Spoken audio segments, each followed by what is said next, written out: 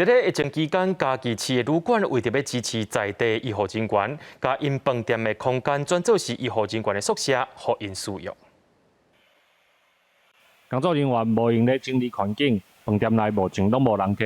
但是即马有带一寡当咧病疫情的医护人员，饭店甲空间改做宿舍，希望互因会当安心休困。我觉得这个是帮助真的非常大。因为像我家中有父母，他们年纪都很大了。这个所以我非常的恐惧，所以第一天疫情爆发的时候，我就搬出去外面住了。对，住了1个礼拜才搬过来这里。为着要让医护人员住了安心，饭店阁新采购专业的消毒设备，重新安排使用空间，唔但减少医护人员甲工作人员的接触，嘛互因休困的时阵较袂去受到影响。饭店表示，已经开始到单大过医护人员都超过50位。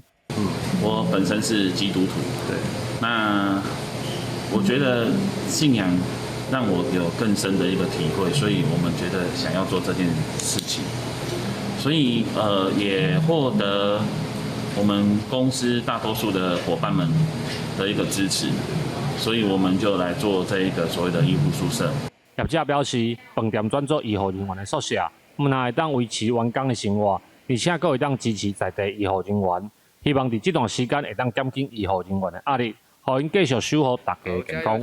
记者林慧婷，嘉义报道。